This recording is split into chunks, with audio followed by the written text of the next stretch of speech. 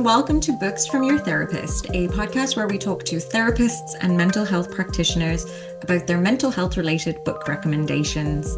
By mixing book talk with mental health, we hope to open up the conversation around books your therapist may have suggested and make them more accessible. This podcast is not a substitute for mental health care. It's for entertainment and educational purposes only. I'm Amanda Throckmorton, a marriage and family therapist in California. And I'm Tara Kremen, and I work in the book industry in Toronto, in Canada. In this episode, we're talking to Christina Taylor, licensed clinical mental health counselor.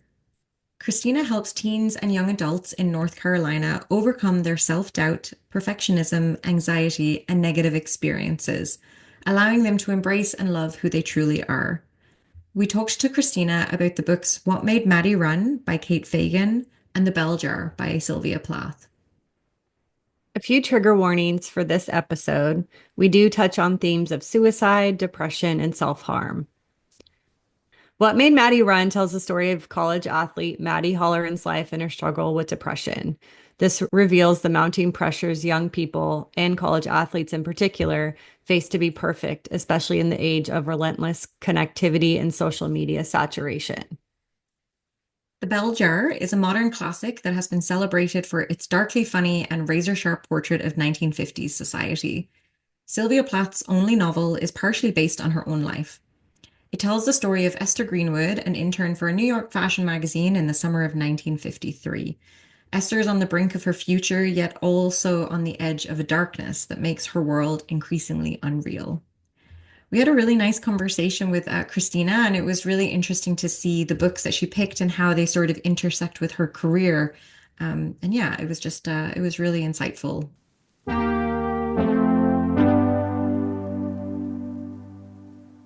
Hello, Christina. Welcome to Hello. Books from Your Therapist. Thank you. I'm Christina. I use she, her pronouns, and I am a licensed clinical mental health counselor. So that is my license in North Carolina. We were previously licensed professional counselors, and we changed within the last couple of years. And I'm a fully licensed clinician, so finally got that a few years ago as well. And I live in Charlotte, North Carolina, and I'm originally from Boston. So I grew up there, but have been in North Carolina for the last 10-ish years. That's so interesting. So you were originally an LPCC. Is that right? Or is Just that what LPC. Okay, cool. Okay, that's interesting. Yeah. Was that a hard process to change licensures? Or how did that come about? I honestly don't know how it came about, to be 100%. It came at the state level from our board, and nothing had to change. Like, I didn't have to do any additional paperwork or anything. The hardest part was honestly just like your business cards or your email signature and just your marketing and your website, stuff like that. But they gave us about a 6 months notice that we would be transitioning to that. It's just, I think, a mouthful compared to LPC, but other than that, it's not a big change. Sure. Yeah, I was curious because I think I had mentioned beforehand that we've had, different types of therapists and mental health practitioners. And I feel like it's always sort of interesting to hear in different areas which licensures are there.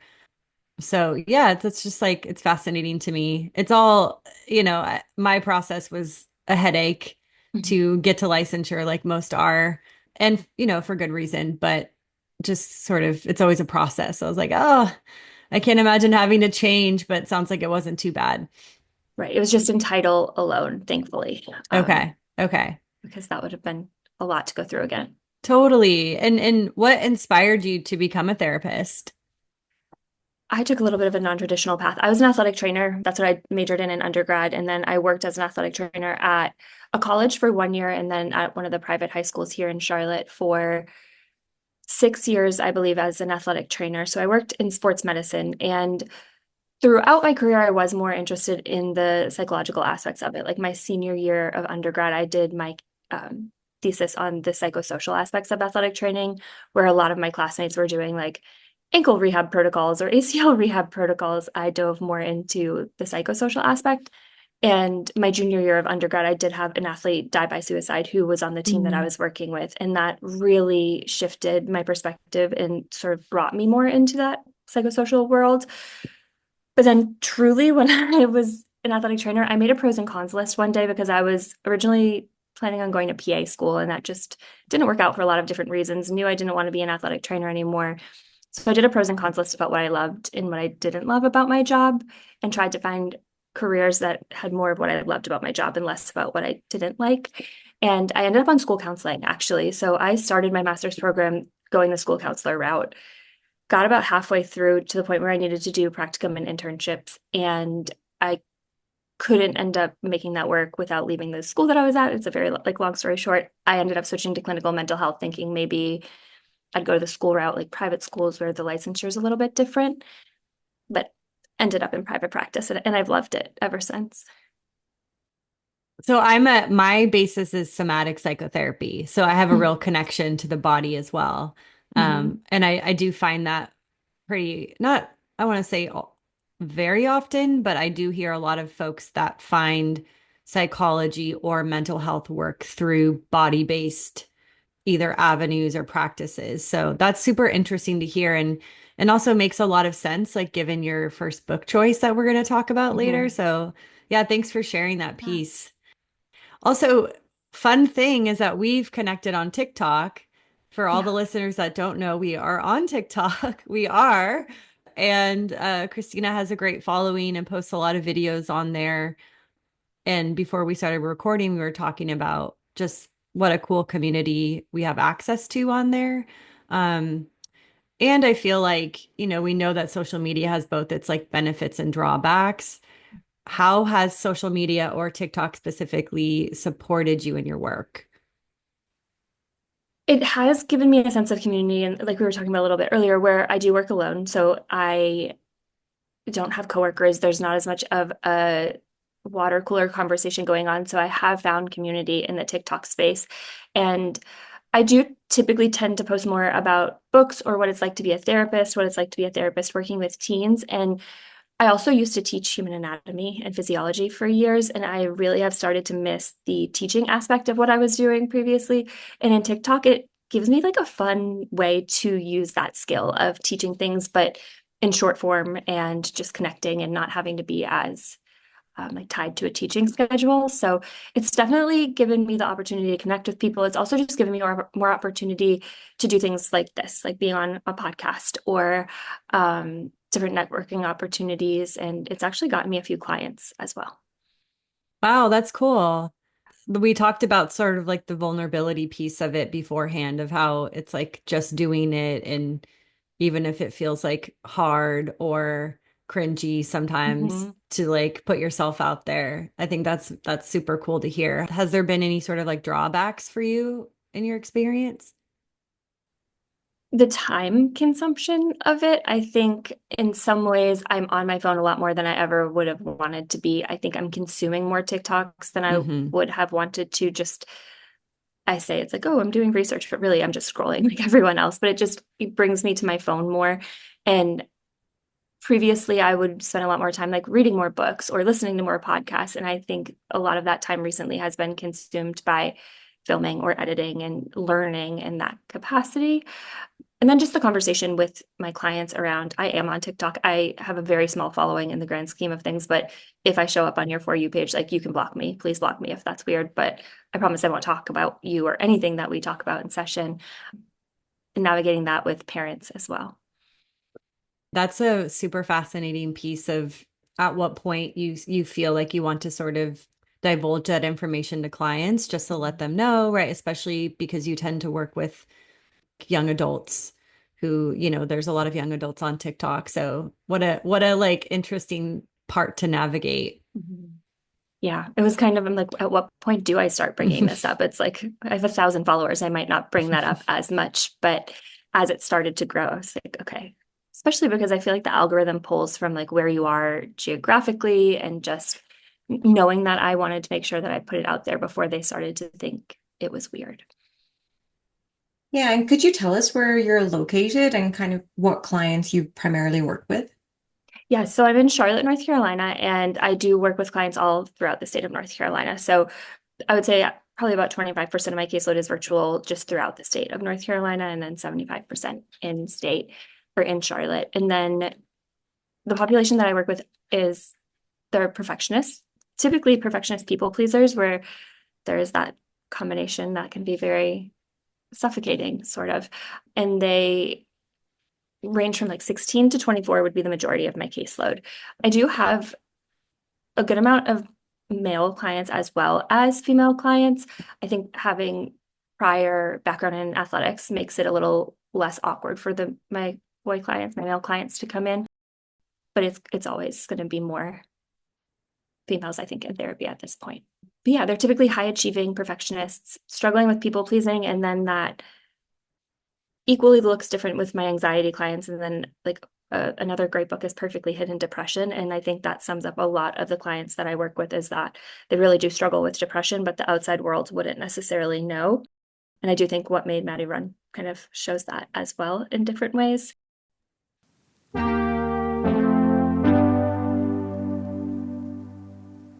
So let's jump into your first book, What Made Maddy Run by Kate Fagan.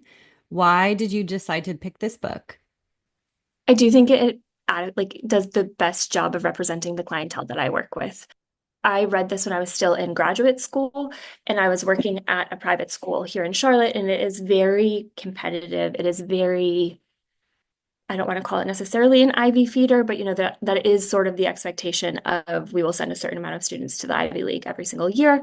And I think that population in the mental health world, especially when I was in graduate school, is really overlooked. They're sort of seen as not high need. And I understand that, right? There are, when we look at like triaging clients, but I think they're often overlooked as support and resources. They feel like they might have to go to a therapist who would not understand that they truly struggle with their mental health in the same way that people who are coming from different socioeconomic backgrounds or academic backgrounds. And so I think it just does a great job. And then it also, with the incorporation of the social media aspect, I think that is so relevant today too. And I reread What Made Maddy Run leading up to this. And it's so interesting to think about how TikTok is so different in some ways than Instagram. I do think it's less curated, but it still has those, just like, we only see the highlight reels, or we only see what people want to share with us. That's such an interesting point about this population that you work with and how they might be overlooked, because I guess I take that as they're high achieving and they're giving off the impression that they're fine.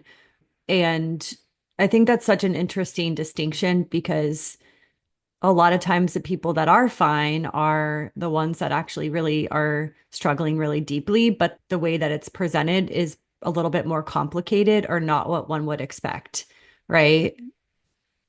Yeah, they don't have as many of the, like, they're not going to score extremely high on the ACEs, let's say, but there are still struggles. I think if we were to look at other situations where this was brought to light, if you look at like the Palo Alto suicide clusters and then the impact of that, and there was research done and they coined the term like effortless perfection, or effortless perfection is what Duke called it. Stanford is the Stanford duck syndrome. And that was the research that came out after the Palo Alto suicide clusters, of people in those environments feel like they have to float along like a duck, like where you just look beautiful floating along, but then you look underneath and they're just like paddling, paddling, paddling. And I think that is the population that can sometimes get lost in the mental health conversation. There's also a piece for me about athletes in general, not even at that high achieving level, but when people have played a sport for a long time, it, like, we get a lot of self-esteem, I think, from playing sports, and it can be so supportive. And when we've been doing something for a long time, a lot of our identity is wrapped up in our connection to that. So stepping away from that can be like a really, really hard transition. And I think we'll get a little bit into this when we talk a little bit about Maddy and her story. But I just think it's that's such an overlooked piece for a lot of young people, not even folks that are achieving at this level, but just anyone that's really had to step away from something that's been just a huge part of their identity. There's like a lot of grief and a lot of worry and sadness. And I had heard of this book, but getting into it, I was like, oh, wow, like this is really great to read, because this is a piece that, I've worked with other clients, and was a high school athlete and stepped away, and just remember my own transition and how hard that was. Can you tell us a little bit about Maddy and her story? Yeah, so Maddie was a collegiate runner at Penn, and she was from New Jersey and grew up playing soccer. And I think when I was re-listening to this book, it did highlight that choice that she made to choose to run at a Division One at UPenn as opposed to playing soccer at Lehigh, which is not as highly regarded academically, although still a great school. And then throughout her year at, or I guess half a year at Penn, really started to struggle with her mental health, wasn't as forthcoming with that to people and the social media aspect of that. And then she ultimately died by suicide, I believe, in January of her freshman year of college. She had tried to quit the track team, was sort of convinced to stay on the team by the coach. And just throughout her entire life, there was this perfectionism, right? They talk about how she couldn't accept failure. And she truly tried to outwork everyone. And just there was a piece where she was driving home from soccer practices in her friend's parents' cars. And I think all of us who had played a sport growing up can very much remember that, of like the awkwardness of being in your friend's car. And the parent was quoted saying like she didn't talk to us, she just sat in the back and studied. And it just showed like how much the achievement meant to her. And then I think transitioning into college and feeling like there wasn't as much achievement really highlighted some of the mental health struggles. Think that's something that I didn't consider with, especially with American colleges and like the Ivy League that's I went to university in Ireland and that was highlighted in this book about you're going to this place where, you know, you're studying so hard and you finally get there and then everyone is at your level, like, and that must be Mhm. so difficult, which is, yeah, like maybe not unique to an American experience, but something that I like hadn't considered or dealt with in my own experience. It's difficult. I think anytime you go from being the best to then just being one of the best or a part of this middle group, but when you zoom out, you're not a part of the middle group. You're still in this like very prestigious institution, but you can feel like you're not succeeding as much. And that's really hard. I saw it at the high school that I worked at when we would have kids come in the ninth grade. And it's a hard feeling to feel like you get your whole entire identity, right, from being an athlete or from being the best in class, and then shifting to now what? I'm not the best. I'm not in the top percent anymore. It's huge. It's interesting because I think about the geographic areas in the US where that might be more prominent. Like I'm from California and grew up in California, and I know there's like aspects of that pressure at different pockets. And I was recalling sort of my experience in high school, and I did feel that pressure to get into college, but never that pressure to like get into an Ivy League, right? Like I went to San Diego State. We joke, we're like, that's the Harvard of the West, like but then you go to the East Coast, and that is a very different cultural experience around status. And it's almost like a question of like, where did you go to university? Whereas that wasn't my experience, working in my 20s in California. Right. It's such an interesting thing because so I grew up right outside of Boston. Like Tufts University was my backyard. And I would take the train into the city with my uncle. And I can very much remember like we passed MIT, we passed Harvard, we're passing like all of these elite schools, right? And they were always there. We always knew about them. But I went to a very inner city public high school, and there wasn't as much talk about college in that way. And I was so in such close proximity to them. And then coming down to Charlotte, but working in a more affluent area. Like a lot of my friends' parents never went to college. My parents, I was the first person in my family to go to college at the time. And then coming down and working at a school where people's like great grandparents had gone to Duke or UNC. It's just such a different conversation. And I do think geographically coastals, right? Like the coastal elites and things, but it would be interesting to see the difference between geographic and then socioeconomic in terms of like college conversations. Yeah, especially for like just with my Irish background again, Mm-hmm. where university is there isn't the cost barrier, or there wasn't for me. It's like, you Yes. know, university education is free. You still have to like apply and enter, and it's quite competitive, and there are like the, you know, different levels of university, but it's more of a universal experience that people can access. So kind of just even thinking about that additional pressure of like, an athlete, a scholar, and then also like this potential cost that is a burden for people going to university in the States. Yeah, it's something that I can't really imagine dealing with at that young age. And it's only gotten worse, I think, in the last 20 years. Definitely in the last 10 years, it's changed drastically. And the cost aspect of it has definitely changed, but just the competitiveness of it too. I think even if one can't relate to the Ivy League pressure or the pressure of being an athlete, I think folks that have had any sort of big transition, and in this one we're talking sort of about the transition into university, is a really big one. And you take Maddy's case where it was a transition into college on top of the pressure of being a successful athlete. Like it really is just such a delicate time. Do you have thoughts on how we can better support youth or young people that are struggling with these big transitions? When I was thinking about this question earlier, I think the two biggest things are that we have to have open lines of communication with our kids and let them know that they can say hard things to us and that we're not going to freak out. We won't be upset. You know, oftentimes I hear so much of like, I can't tell my parents this, they're going to freak out. I can't tell my parents this, they're going to be mad at me. Or I know if I tell my parents that I'm feeling suicidal, they are going to freak out. I'm going to end up in the hospital.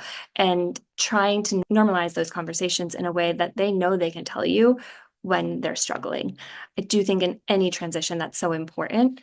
And then in the other side too, educating them that college isn't perfect. Like it will be hard. There are going to be hard times, and that doesn't mean you're failing at it. It just means that that's what transitions bring. And whether it's from high school to college or college to the workforce, or when you first get married, when you first have your first child, any sort of transition that is sort of glorified of like, oh, it's the best time. It's not. It's going to have really hard times too. And we need to talk about that, or else people will suffer in silence because they think that something's wrong with them for not loving every part of it. I had a rough first year. I like the transition was not smooth for me at all. I found it so Yeah. overwhelming, especially going from a very little town to not even a big city, but to me it was a bigger city. And like I remember being in like a lecture room of 400 people and just finding that terrifying, which is probably tiny compared to what you have in the States. But yeah, it's a tough time. It is. And I feel like there's so much comparison too. And I think that that would be another way to support people through transition is reminding them that like their life is their own and that we can't compare to what others' experiences are in that transition time too, because it is just hard and it might not be hard in the same ways for others, or they might not be telling you that it's hard. And we're all going to have our own way of doing it. As we're speaking, I'm sort of also reflecting on my own transition into college and how just disembodied I was. Like I was hearing that it was a big transition, but I think I was just kind of like speeding ahead and not allowing myself to truly feel like, oh, wow, this is like a really big step. And we do have ritual and ceremony to mark these things like graduation, and but it's like coupled with that adolescent brain, it's like really hard to take in the full impact of that. What do you wish people understood better about teens and young adults? So much. I think the one of the biggest is that they aren't children, but they're also not adults. And I think that a lot of people struggle with interacting with that demographic because they don't know how to communicate with them. They don't fully remember what it's like to be that age. And I think I don't know because I obviously wasn't alive back then, but I do think this generation it's even more unique because there's such a difference between what their parents' adolescent was like and what their adolescent is like. They have the cell phones, they have social media. There's just so much that is different that there's always going to be a disconnect between adults and young adults and teenagers, but right now there's just such a huge difference. And I think parenting styles have changed, just so much has changed. But trying to remember that we can't put the same expectations that we would a full-fledged adult on them. We also cannot treat them like a child either. Like we have to let them go and fly and still catch them. And so I think that is really important. I think knowing that they love choices, right? And like we have to let them make their own choices whether that's a coach or a teacher or a parent, like they have to know that there are options for them and that they're capable of making those options. And if they make the wrong one, then there's consequences. And I think that that's important. Like we have to let them face the consequences of it. We have to let them fail. I think that's a big part of all of this too, is like we can't let the first time they ever experienced failure be when they go to college or when they start their first job or when they're applying to graduate school, whatever it is. We have to let them experience failure first when they're with at home and when they are just more supported. Yeah, and just be able to reflect back when they can handle that failure, right? Like, and just reflecting back the resiliency piece for them too. Mm-hmm. You see it in sports a lot. I think that has changed drastically throughout the years too. It's like when I was growing up, there was so few club soccer teams or AAU teams, and like you really had to try out and make it. And you might not make it. It wasn't a guarantee that you would make a select team, let's call it. Now there are so many options, which has a lot of pros too. But then if you can't make one team, you're just finding another team. And we don't experience failure in the same way or that rejection in the same way, and pros and cons to it. But I think it's just a difference throughout the years too. We've touched on a little bit about kind of young adults' lives online, but there was a part of the book that kind of stuck out to me where they say it's easier to feel connected online than to truly connect in real life. So plugging in becomes addicting. We'd rather sign on and feel some superficial sense of connection than work and possibly fail at true connection offline. Being in the real world can be uncomfortable, especially after you spend so much time online. Can you talk about this? Yeah, it was really interesting to read that too, knowing that that was pre-COVID, because I do think that that has been such a huge aspect of life post-COVID. I do see with my clients and just that age demographic, it is so much safer in a lot of ways for them to connect online. And the method of communication is getting more and more distant, right? Like I have clients who they don't even have their boyfriend or girlfriend's cell phone numbers. They only communicate with them on Snapchat. It's just like there's so many degrees separated now. And I think it's safer in a lot of ways to connect online for them.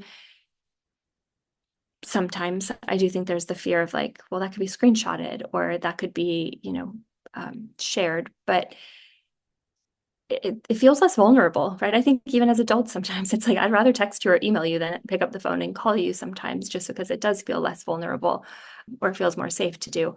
And it's hard to see how someone's really doing when you're only connecting with them via text or via email or whatever. So that's something I always tell parents when my clients are going to college is make sure you're putting eyes on them. Even if it's like a once a week FaceTime, you want to see them. And if you can't be with them in person, just trying to find ways to actually like visually check in on them. I think it's easier to pretend everything's okay when you're just texting or checking someone's social media. Yeah, what about phone calls as well? If like I think even that if it's not a FaceTime, but just being on the phone with a voice versus like Mm-hmm. texting, because I feel like texting is just so impossible to actually communicate well. Right. Yeah, we're just so, but yeah, I guess younger people now don't like talking on the phone. I was just thinking that I don't know, like if I took a poll of all of my clients and I asked them when the last time they talked on the phone to their friend is, especially if they're in college, I don't think it's been any time in the last 6 weeks, let's say. Their parents, I do think parents talk on the phone more with their kid than like friends, but I could suggest to a person when we're looking at like, well, what supports do you have in place? It's like, okay, well, you can call your friend. They might be across the country or they might be going to college in a different place. And they're like, well, I can't call them. I'm like, wait, but you can, like, when working through that with them. Yeah, that's so interesting, right? Because I, first of all, I love a phone call. I love chatting with my friends on the phone, but I get that that's like maybe not when, especially if someone's in crisis, maybe that like access to that does not feel one that they can access themselves, right? And so now we have sort of like text lines for help around like suicidal thoughts and ideation, right? Because not everyone feels comfortable picking up the phone. Mhm. I do think taking a step back with it too, of like the very niche population that I work with, a part of the struggle is as people pleasers, they never want to be seen as a burden. And then the perfectionist is like not wanting to let that guard down of like, I don't need anybody's help. Like I have this together.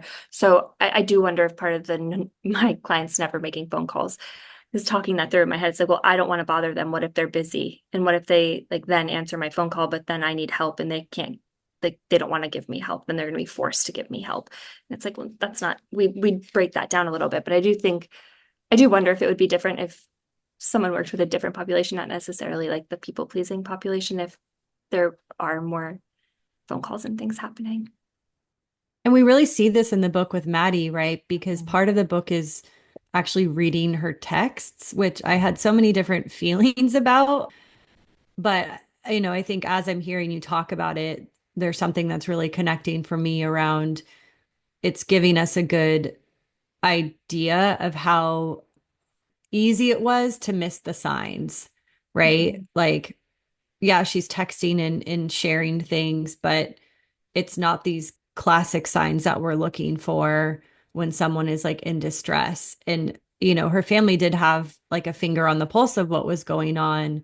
But as you're speaking, I'm like, oh, yeah, like that was interesting to read some of these text messages and see just, yeah, like her not wanting to really share deeper what was going on. Yeah, there's one that comes to mind where she's texted a friend and was like, I forget the exact wording, but it was when she had collapsed at the finish line of a race and she like physically collapsed and was texting her friend about it. And her friend was like, well, how did you do? And that was the friend's immediate response, not knowing everything else that was going on. And then Maddie immediately changed the conversation to like, well, it's Halloween, like I'm being a party animal. And in some ways, like she did make the ask for help of reaching out and saying, like, I just collapsed at the finish line of my race. Like I'm struggling. And no fault of the friend. It was more of just, I wonder if that was a phone call, like back to that question of if there was a phone call there as opposed to a text exchange, would the conversation have gone very differently? What jumped out to me as well is that she would text multiple people, but it would be a little surface level, like oh, I'm not feeling great, or I'm thinking about quitting, but not being super vulnerable, but with she probably like not to assume how she felt, but how I was seeing that was that maybe she was trying to reach out to multiple people, but people like it wasn't really getting it because you're going through text that's very, again, just oh, I don't know, like one or two messages back and forth. But yeah, it was hard reading them, I found. It is hard reading them because it is, I think when I first read it, it was really hard to read them. But now, having worked with this population for so long, seeing those texts, they're so real, right? Like that's still what these text exchanges are looking like. And being the therapist on the other side of that, it's hard to get the client to understand that too, right? Like you are asking for help, but people, you put on such a put together front that they don't know that what you're saying is actually this big of a deal or this painful for you. It's hard. And it's interesting because Maddie being an athlete as well, it's very easy for us to consider an athlete with an injury, and they can go and get treatment for an injury, but we don't think about mental health historically in the same way. Do you think it's changing now that people are a bit more aware, or is it still sort of something doesn't quite have the attention it should? Yes and no. I think there are aspects of it that are definitely changing. Like I think it was 2 or 3 years ago, the NFL now requires every NFL team to have a licensed mental health professional on staff. So I did my internship and practicum in graduate school with collegiate athletes as well. So I worked in their athletic academic center, but more in a mental health role. And I think it's getting more normalized. What I still find is that when people are reaching out to help for help as an athlete, they start their search with sports psychology, which is a great, wonderful field, but it's just not the same as mental health. And when I was an athletic trainer, I was often the first line of defense in the mental health field because they had to see me every single day anyway. And it was less stigma around talking to me as their athletic trainer as opposed to coming to see me as a therapist. There is still just that barrier to support and to be seen differently. I would have athletes who would roll their ankle on the field and then start like like major waterworks. And it's like, this isn't matching. But then come to find out you're talking with them through their day. And it's like, well, my boyfriend broke up with me and I failed this test. But it's easier to be injured and cry than it is to cry because you failed a test or cry because your boyfriend broke up with you. I do think we've made leaps and bounds compared to maybe like 20, 30, 40 years ago, but there's still so much more room for growth. All of the years post 2020 blend together. So I'm going to say sometime within the last 5-ish years, there was this period of time where there were, I want to say 5 or 6 deaths by suicide within female NCAA athletes specifically.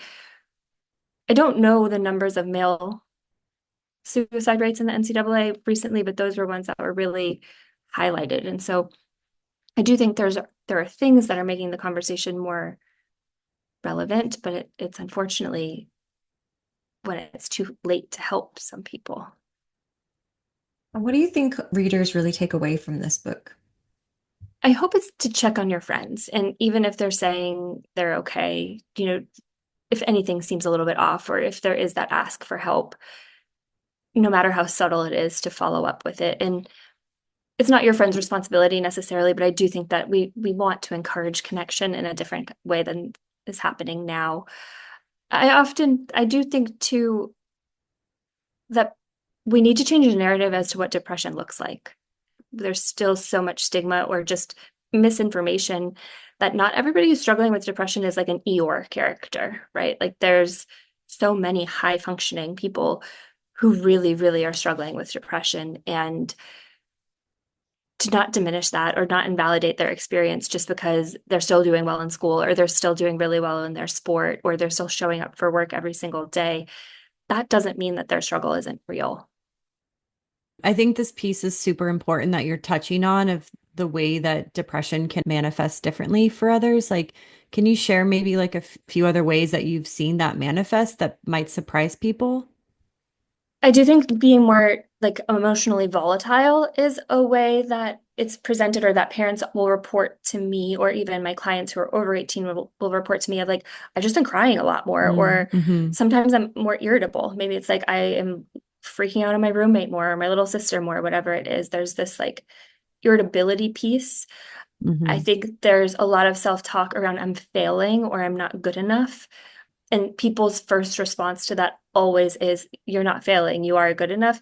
And that's just invalidating because and it's coming from a place of well intent, but it's just, we need to hear those as signs for help. It's not just these irrational thoughts. That is a way that these people are asking for help. And I think some social isolation, I do think that that is still a similarity between the different presentations of depression, and they might look different, right? Like they might still go out with their friends to take the pictures, but then they're going to go home early, or they're not going to fully engage while they're there. That's definitely a bigger one as well. Yeah, thank you for sharing. You touched on that and I was like, "Oh, yes, like I'm curious what your experience is with that because I'm sure someone listening to this might be like, "Oh, wow, like I've always thought depression looks like Eeyore." Right? Like, "Oh, wow, like it's helpful to hear other things to look for." Yeah. There's, especially with the people pleasing and like the approval seeking, they're not going to let other people down because that just makes them feel even worse. And they often find their value and their identity just in what they can do for others. So that sustains, whether that's academically or social, like friendship wise. It's looking at how are they seeing themselves in that moment. And that's where it often comes of like, oh, they're just being dramatic, everything's fine, when it really isn't fine. We have to listen in that way. How has this book in particular inspired the work that you do? I think it really started my idea of my practice in general, combined with a lot of the other experiences that just sort of tied into the book, but trying to find a way for this group of people to come to a place that they know is for them. I think often a struggle, so like say I'm trying to find a group therapy option for a client or an intensive outpatient option for a client, having to be selective because we don't want them to go into that experience and then be in a group with someone who just witnessed a significant trauma or who doesn't brush their teeth, like their hygiene is lacking, not because there's anything wrong with that, but it just presents differently. And then that turns into, well, I'm not as bad as them. Like I'm just being dramatic. I don't have those problems. And I think having a place that they know that I'm working just with this population, like I'm not comparing them to anybody else's problems or anything like that, has been helpful. And I don't know that I would have thought of it as a niche before reading the book, or that it was actually this area that needed more support, but the book did validate that in a lot of ways. Yeah, it seems like you found something that kind of covers all areas of like your like interest and expertise and like a part of the population that needs this attention. Yeah.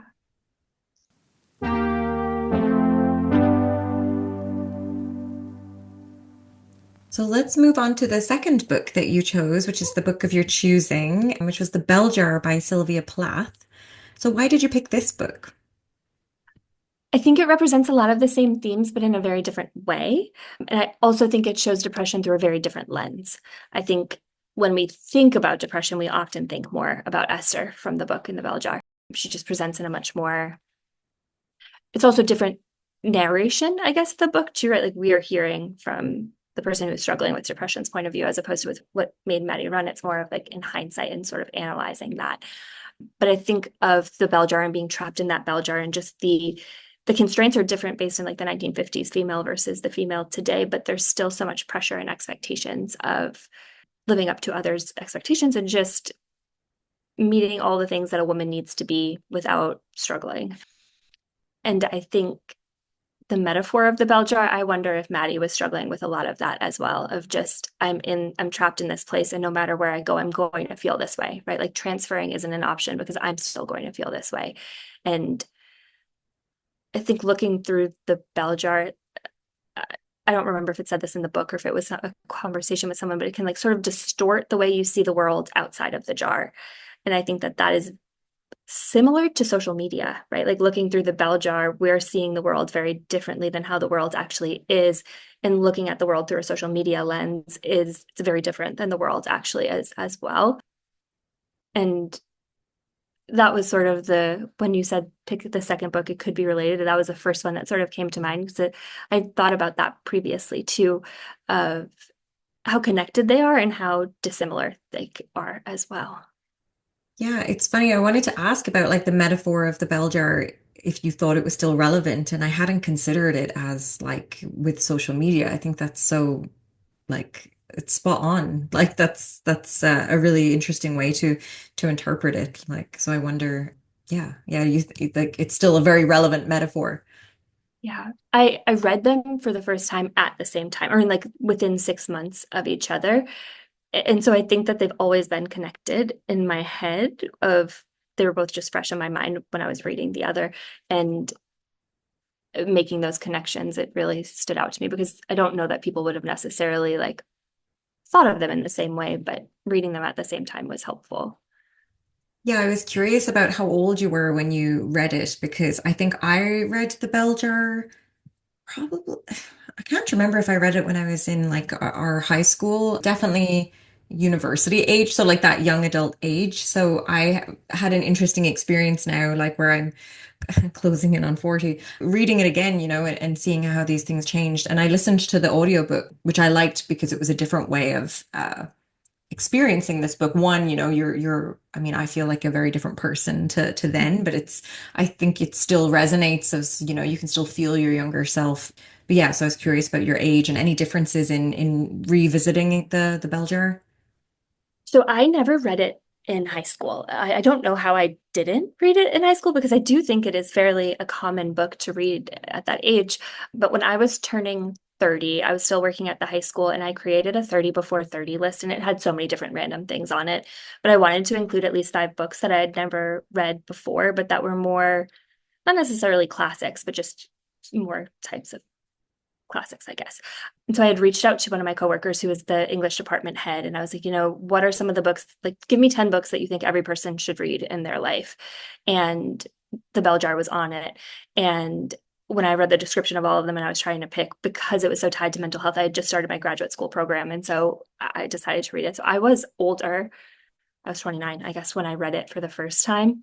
And I did just re-listen to it too. Like I read it the first time and then re-listened to it. And I think the one bigger takeaway between like being in graduate school reading it and now reading it years into the field, you, in my opinion, can tell that the person who wrote that book had firsthand experience of struggling with depression. It's written in such a way that you can tell that they lived that experience. In my opinion, I do think some authors could probably do a great job of representing it without experiencing it. But knowing what we know about Sylvia Plath and then how she described the depression in the book, it's raw, and it's something that we don't often see unless you are in the therapy space, I think. But her description was pretty accurate. And the audiobook is read by Maggie Gyllenhaal for listeners that are curious about either reading it for the first time or listening to it. I also listened to it last year, actually. So when you chose it, I was like, wow, I just listened to this. But she does a really great job narrating it. So a little bit of a plug for the audio version as well. Yeah, I really enjoyed listening to it. And it was only, I want to say like 7 or 8 hours. It was a relatively quick audiobook too. So, the bell jar was considered pioneering work representing mental health and in particularly depression. Do you feel like it still resonates with readers today? Like I know we all read it, but I'm curious Mhm. your thoughts on if you were to recommend this to like a younger person, if you feel like it would resonate. I think I would be very careful in who I recommended it to. I think when I was reading or listening to it, I was like, I can't believe in some ways that they let every ninth, 10th, 11th grader read this, because I do imagine that it could be pretty, I don't know if triggering is the right word, but it could be pretty activating for people who are struggling with depression. But I also see it, and I think a client even has said this to me, as like their comfort book when they are struggling with their depression, to know that they're not alone in what they're experiencing. Mm. Um, I think there are newer books, like I talked on TikTok not that long ago about Girl in Pieces, which is a very, very heavy fictional book that is very catered to young adults. I had a really hard time getting through that book because, sometimes you want to disconnect from work when you're doing the work, but I could see The Bell Jar being a similar book to that, of when you're struggling and you feel like nobody else understands what you're going through. That would be a comfort book in some ways. I think if people want to truly understand what depression can feel like, that would also be an accurate representation of that. I do wonder if there are better books for the younger generation right now, because they may not resonate as much with The Bell Jar. I will say that I have seen a spike in clients who have been reading it or listening to it because of, I don't know if it's Gracie Abrams or Taylor Swift, in one of their songs, they reference Sylvia Plath. So that brought a lot more interest to her as a person, and then The Bell Jar. So I have seen a little bit of a spike in that, but I love the book and I think it is an important book. I don't know that it would be the first one that I would recommend to every young person right now.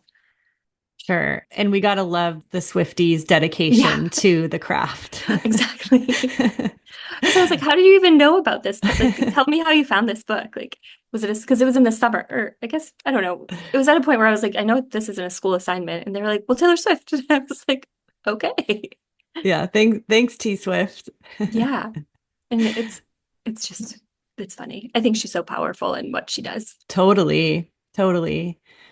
We've talked about this a tiny bit, but in the book, Esther feels really trapped by the traditional markers of like success in college, career, marriage, and she feels immense pressure to fulfill those expectations.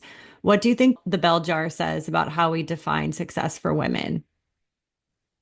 I think it's still really relevant today. I think but it's also changed in what the expectations are.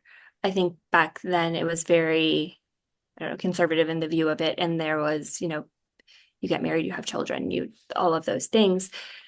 And now there's just even more expectations piled on to women. And so I do think it's still very, very relevant. It's just not the exact same check boxes, let's say. Although in some areas, I imagine it is still the exact same check boxes. And just how do we do better at not forcing that on people? I do think in some ways there's better representation of what women can be now than there were in the 1950s. I think about Esther, and that had to be so isolating in ways that she didn't have other people to look at and be like, okay, this person is living the life that I actually want to live, and people are loving and accepting this person who's doing what I want to do. It had to just be so isolating. Where now I do think women have at least more examples of what they could be, whether it's as praised as other examples, maybe not, but there still are women doing everything that someone could want to do for the most part. It makes me think about the pressure of like the girl boss Mhm. era, right? Okay, there's these traditional markers, but now you also have to be a girl boss and be super successful in business and carry and hold a marriage. And it's just like interesting how, Yeah. in the decades that have followed this book, there's that expectation, but it's like transformed. hmm I know we talked about this a very like with the Stanford Duck syndrome. I think Duke calls it effortless perfection, and I do think that that sums it up even better in some ways because we need to do all those things, right? Like we need to be the girl boss, we need to be the mom, we need to be the wife, but we need to make it look effortless. We can't let anybody know that we're struggling with any of it. And I think that that was very prevalent back in the 1950s, but it's still very much the culture today too. Like you can't ask for help with it, or you can't not have it all together. Yeah, it's like women in the workforce as well. It's like you're thriving, but also doing all of the other things that you still did because like some of the societal expectations haven't changed for, you being the primarily cook, cleaner, caretaker for everything on top of like thriving in this career. Yeah, it is sort of wild. And I guess it's the plus side of social media is seeing more people that are doing this, but also the negative is then the comparison of like, well, how is that person able to do it when they probably aren't able to do it easily, but they're just showing the positive sides. Right. I just saw this TikTok yesterday, and I knew my clients would do something similar in some ways, like they would get all dressed up and ready to go do nothing but just take pictures, but make it look like they were going out. But I saw a TikTok of a grown woman with a family who is an influencer, like a mom influencer on TikTok, who rents a separate house just to film in, and she will have her nanny bring over her kids for a few hours of the day to be in the content. But then the nanny takes the children, and this isn't a house that anybody actually lives in. So if you were to look at that and see, like, well, how is it so clean? Well, it's so clean because nobody lives there. But she doesn't talk about this. This was somebody else, like, not exposing her, but like saying that they knew this person. And that's so harmful, right? Like, it can be helpful of, like, oh, this woman's doing all of these things, but without saying, like, I have a full-time nanny, or I don't even live in this house. That's how it's so clean. Or I have a cleaner who comes 4 times a week. It can still just add on to those pressures of like, I'm not doing enough. Wow. That's wild. Yeah. Yeah. I have heard about the fitness influencers that are like faking their runs, but I haven't been on that algorithm yet. I'm sure I will now. Like the flip side of that is almost like the seeking of authenticity with the sometimes you see people that are like crying in their cars after a breakup or something, which is like you're trying to be authentic, but you've also taken a second to turn your phone on and like capture this. And yeah, it's an odd place. Yeah. It The is an odd balance of it. place. Lawless. Yes. I tried to grow an Instagram first for like 2 years, and it just was very, very stagnant. And I do think TikTok, to all of its downfall, it is easier to be more authentic. I don't know that it's the most authentic, right? But you don't have to be perfect there to be successful there or to find growth or to connect. So in some ways there is some benefits to it, but it is so I don't know, like skinny talk is coming back, Hmm. like the forced like Kate Moss, Mm. and that is so dangerous. The amount of times that I've heard about that in my office already in the last few weeks is Mm. scary.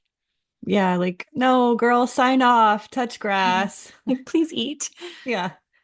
Uh, Sign off, touch grass. I want I that know, on a I love poster touch grass. somewhere. That's great. okay, we have one more question about this book, which you've sort of answered, but is there anything else that inspires you about the bell jar? I think to keep doing, or I guess the bell jar inspires me to keep doing the work because it shows how little has actually changed in the last I guess 70 years now, right? But that there was enough change to inspire the work to keep going, because it's like we have made progress in a lot of different areas, at least maybe not mental health 100%, but in the women like in feminists, there's been a lot more growth since the 50s. I think knowing that it is such a, I don't know that anybody has ever proven 100% that it's autobiographical of Sylvia Plath, but I think knowing that that was her attempt at sharing the work is like her life is really inspiring. And I don't know that when I actually read it the first time that I knew she died by suicide at the age of 30. Like, I don't know that I knew that. I think that might have changed the way I read the book, but it is inspiring that even back then somebody was willing to be so vulnerable and share their work and their life. Totally. It's so courageous to put that out there. Yeah, it just takes so much courage. Yeah. Yeah, I didn't realize how young she was either. I don't know. I think I just Yeah. assumed she was older because she lived a lot of lives. She really did. Yeah. Yeah. I think one of the other similarities with her and Maddy in some ways too is, and this is just not really a question, but something I thought about was they both did come from more like upper socioeconomic side. Like they had more opportunity and privilege in life and still really, really, really struggled. And I think that drew me to the book a little bit more too. And I didn't come from that background. I don't know if that, I think that that is something Yeah. that is interesting about the work that I do. And it's easier for me to do this work because I didn't live that life. I think having that separation has actually been really helpful in my work. So thank you so much for chatting with us today. Can you let listeners know where they can find you online, or if they're in North Carolina and interested in working with you, where they can find you?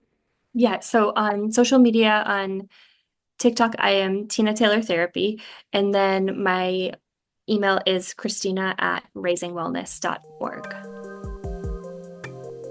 Thanks for listening to Books from Your Therapist. If you're interested in the books we talked about, we'll include links in our show notes. If you'd like to reach out to us with your own recommendations, or maybe you're a mental health practitioner who's interested in coming on, you can email us at booksfromyourtherapist@gmail.com. Happy signing off the internet and getting outside, feeling the sun and touching grass when we need to. Sign off, touch grass, the best.